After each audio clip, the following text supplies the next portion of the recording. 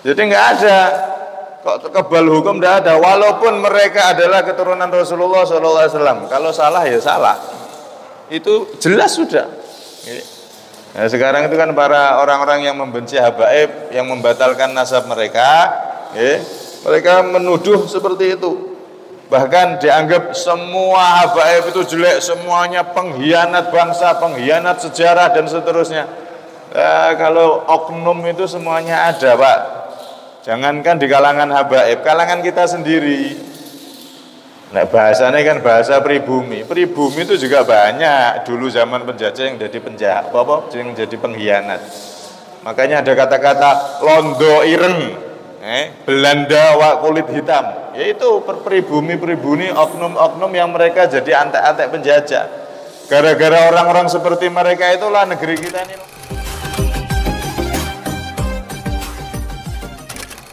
Rasulullah beliau bersabda apa? Wallahi law anna Fatimah binta Muhammadin sarakat laqata'tu yadaha.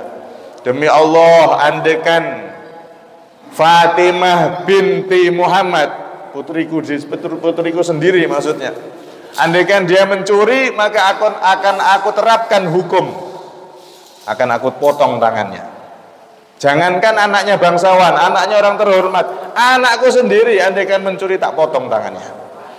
Ini keadilan Rasulullah Sallallahu Alaihi Wasallam. Karena itu dalam Islam tidak ada orang yang istimewa dalam hukum, itu tidak ada. Harus di mata hukum semuanya sama. Kalau ada orang anaknya pejabat tinggi, kemudian hukumannya molor atau tumpul, itu dalam Islam tidak ada yang seperti itu. Begitu juga yang sekarang ini, yang masih aja rame di media sosial, para habaib yang mana mereka itu dianggap sebagian perilakunya kurang pas lah, inilah itulah. Negeri kita ini kan negeri hukum. Nggak ada kok para habaib itu yang kebal hukum. Kalau yang bersalah ya ada yang dipenjara. Habaib yang melanggar juga ditangkap polisi, ada. Para habaib itu nggak kebal hukum. Kalau salah bisa dilaporkan, bisa ditangkap polisi. Jadi nggak ada kok kebal hukum, nggak ada. Walaupun mereka adalah keturunan Rasulullah SAW, kalau salah ya salah, itu jelas sudah. Nah, sekarang itu kan para orang-orang yang membenci habaib, yang membatalkan nasab mereka, mereka menuduh seperti itu. Bahkan dianggap semua habaib itu jelek, semuanya pengkhianat bangsa, pengkhianat sejarah dan seterusnya. Kalau oknum itu semuanya ada, Pak. Jangankan di kalangan habaib, kalangan kita sendiri. Nah, bahasanya kan bahasa pribumi. Pribumi itu juga banyak dulu zaman penjajah yang jadi penjahat, yang jadi pengkhianat.